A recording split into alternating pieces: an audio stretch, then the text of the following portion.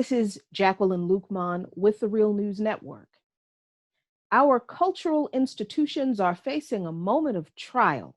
Powerful protests for racial and social justice are leading to overdue demands for police reform, along with wider calls for greater equality and inclusion across our society, not least in higher education, journalism, philanthropy, and the arts.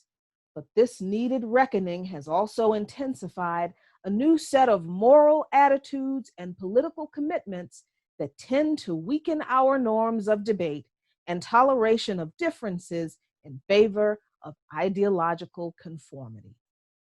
This is how a short but intellectually and historically insulting letter begins that is published in Harper's magazine, unironically titled, "A Letter on Justice and Open Debate."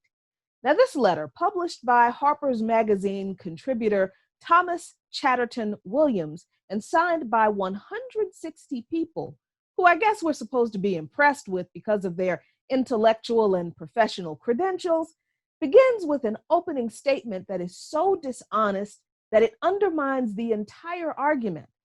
The idea that the cultural institutions represented in the letter are ours. Whatever cultural institutions these people believe are being threatened by the renewed, and honestly for the umpteenth time in the history of this country, demands for justice and equality for marginalized people, these institutions are decidedly not ours. These cultural institutions were not created by us or for us. We may have been allowed access into these cultural institutions of higher education and journalism and philanthropy and the arts, but we don't run them. We aren't the decision makers. Our contributions to them are still challenged and whitewashed to suit the sensibilities and the opinions of the intellectual elite who run them, and the very existence of this letter basically proves that point. Now on to the rest of this mess. What new set of moral attitudes in regard to justice for police terrorism and for centuries of perpetual discrimination and exclusion has, quote, intensified that tend to weaken our norms of debate and toleration of differences in favor of ideological conformity?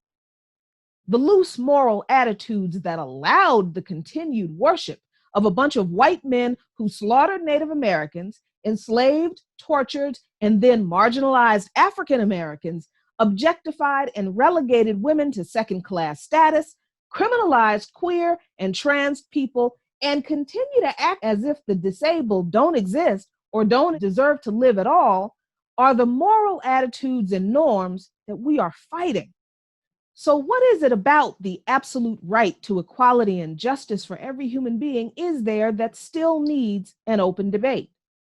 For too long, we who believe in freedom have tried to reason with those enlightened liberals on our demands for justice, only to have our continued oppression intellectualized as something that couldn't be addressed right now, or not so fast, or not this way, or not with the attitude that they said we had. It was allowing open debate to become the only activism that so many were willing to participate in, while the issues that were debated about that impacted our lives changed not one bit. But you got your robust debate, though, and you got to go home feeling good about how well you defended your argument, while we got to stay home and suffer and die. In a particularly offensive turn, this letter includes the dubiously Trumpian admonition, quote, "The democratic inclusion we want can be achieved only if we speak out against the intolerant climate that is set in on all sides." The people who crafted, published, and signed on to this letter had the gall to use their vaunted positions in these cultural institutions that, again, are not ours, to look down upon us and tell us that we are just as bad as the people who worshiped white supremacist idols, gave the police and white vigilantes carte blanche to kill us without real accountability, allowed the rich to get infinitely richer off the backbreaking and exploitative labor of the working class, while allowing the same people to pay the politicians to codify their greedy practices into law, all while telling us that it's Black people who are violent, and Latinos who are lazy, and Asians who are diseased, and gays and trans people who are amoral and anormal. Just whose side are these supposedly super smart and super talented people on? It doesn't look like yours or mine. They further claim that the free exchange of information and ideas is the lifeblood of a liberal society. But when has that ever happened in this society? Our history, the history of the Black and Chicano and Native and queer and trans and disabled struggle and working class and poor in this country was never freely given. And the information about those struggles was always, always false or watered down or just not told. This is why these monuments are coming down now, because people have finally learned the truth about the people these statues honor. And people will not continue to allow monuments to lies, genocide, slavery, imperialism, and exploitation to stand. For example, most people were supportive or at least understanding of monuments to Confederate generals being taken down by the people, but as soon as the statue of Ulysses S. Grant was toppled, some people pointed to this as a result of the ignorance of the protesters and an example of the effort to remove the monuments going too far, because Grant was one of the good guys, because he fought for the Union. When he was president, he signed the 15th Amendment into law, giving Black men the right to vote, and he signed the Ku Klux Klan Act to curb anti-Black violence in the South. But the fact that those same people did not know that Ulysses S. Grant, who claimed to want to pursue peace between indigenous people and white settlers, also used the military and violent force to push Native people onto reservations to clear land for settlement and development. That points not only to their ignorance, but the danger of these cultural institutions and the false narratives they've been indoctrinating us with all this time. Grant's policies resulted in the Modoc War in California, the Red River War in Texas, the Nez Perce conflict in Oregon, and the Black Hills campaign led by General George Armstrong Custer, and the Battle of the Little Bighorn. The very institutions these people are defending from being attacked, higher education, journalism, philanthropy, and the arts, helped perpetuate the lie that Ulysses S. Grant was a good guy.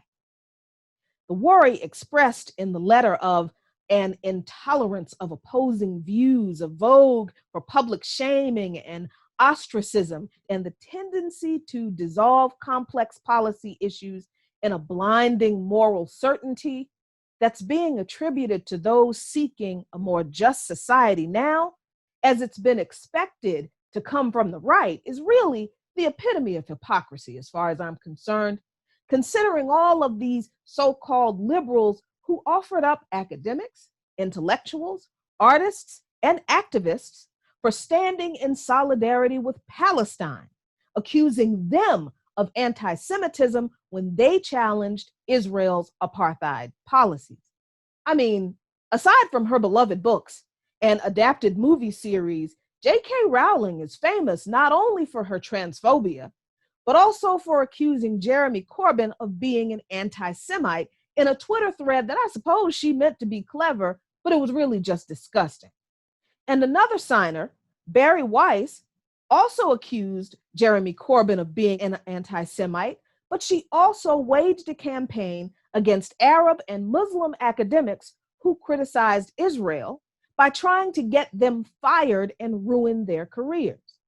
So when the author of this letter and the signers of it bemoan all the professionals who are punished for expressing unpopular ideas, understand that the same so-called liberals already did this to leftists who challenged Israel or Zionism.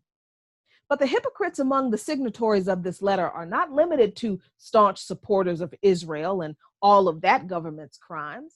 They're also defenders of this government's crimes on the list too. David Frum, who literally came up with the phrase axis of evil that helped get this country mired into a war in Iraq that was based on complete lies. And he had a hand in the continued disaster that is the US intervention in Libya. But he's mad that people are mean to rich capitalists and politicians who make their money off warmongering and maybe say mean things to them on Twitter. I'm really curious to know who among those people who are concerned about cancel culture, they don't actually name that in the letter, but that's what they're talking about. I'm really wondering if they're concerned about cancel culture that they're decrying. I wonder if they actually lost any of their livelihoods making other people's lives miserable because some people call them mean names on Twitter. And I know that for a lot of people on the left, the fact that venerated intellectual Noam Chomsky signed this letter immediately legitimizes it for them, and few who see his endorsement as such will take the time to examine the weaknesses in the letter's content. I'm just going to say that I find it ironic that people who believe that their right to disagree and debate is being trampled upon in the current climate in the pursuit for justice are some of the same people who refuse to consider that maybe the signature of their favorite intellectual doesn't legitimize bad ideas, and would even attack you for suggesting that maybe this time Chomsky is wrong. Wouldn't be the first time. In truth, the arguments in this letter are as old as white supremacy itself, and none of them are anything we haven't heard before from so-called well-meaning people who claim they want the same things we do, but they just disagree with the way we go about them. For example, where the letter states, this stifling atmosphere will ultimately harm the most vital causes of our time. Well, that just sounds to me like another version of you're going to turn people off from your cause. And noting that the restriction of debate, whether by a repressive government or an intolerant society, invariably hurts those who lack power and makes everyone less capable of democratic participation, is really insulting to people who lack power. Because people who lack power can't stop you from saying whatever you want. When has that even happened in this country? And worse, the letter browbeats readers with this: the way to defeat bad ideas is by exposure, argument, and persuasion, not by trying to silence or wish them away. What do these people think we've been doing for the past 500 years? People have been pointing out the lies told about the history of this country, have challenged the narratives, have peacefully protested and sang and prayed and pleaded and forgave. People have testified at hearings and gave speeches and wrote think pieces and protested peacefully some more and asked nicely for justice and equality over and over and over again. People have debated and argued and tried to make the intellectual case to win others over to our cause, only to arrive at this moment once again, where the author and the signers of this letter try to make the argument that it is those of us who are fighting for our very lives who have to continually bear the burden of listening to people argue against what we've been fighting for in every polite way imaginable. These people who continue to intellectualize the resistance to justice are really just the white moderates that Martin Luther King Jr. warned us about in his letter from the Birmingham jail. And yes, not every signer of the letter is white. I know that that's absolutely true. But white supremacy is tricky like that. You give some oppressed folks enough money and status, and it'll make them believe that they're right for upholding the very system that uses them to keep the rest of the oppressed in line. Finally, the author closes with this: as writers, we need a culture that leaves us room for experimentation, risk-taking, and even mistakes. We need to preserve the possibility of good faith disagreement without dire professional consequences. If this letter were written in good faith, that might be a valid argument, but I don't believe it was. It is possible that if the arguments in this letter were not framed to be directed at those currently fighting for justice, And if it were not published in this moment, it might seem less like a smackdown from the liberal elite, comparing the unwashed masses yearning to truly be free to the selfish and greedy right wing who wants only the freedom to exploit the marginalization of others for their own profit. But when you look at the arguments in the letter, in the context of the uprisings that are happening in this country and around the world right now, the claims that there needs to be any more debate about justice and equality that people are demanding not only ring hollow, but they're insulting. And then when you read the list of neoconservative, warmongering, neoliberal, anti-Palestine ideologues who are among the signatories, the tone and the intention of the letter takes a much more dark and dangerous turn. So this letter isn't a plea for civility in discourse and a call to cancel so-called cancel culture. To me, it's a demand to stop criticizing those people who sold us the lies we're dismantling in these streets right now in the first place. People have every right in the world to express whatever opinion they have. Never going to be against that. But regular folks on social media and in real life have every right to challenge those opinions when those opinions are a threat to their lives. And honestly, no one has to sit on social media and go back and forth all day with people who want to argue against everyone having equality and justice. So canceling someone on Twitter or boycotting or protesting institutions or calling out despicable arguments that are harmful to people is not stifling anyone's speech. That's actually the other end of the expression of free speech. I have the freedom to disagree with you. You can still espouse your bad ideas. We really just don't have to listen to them anymore. And we're just not going to.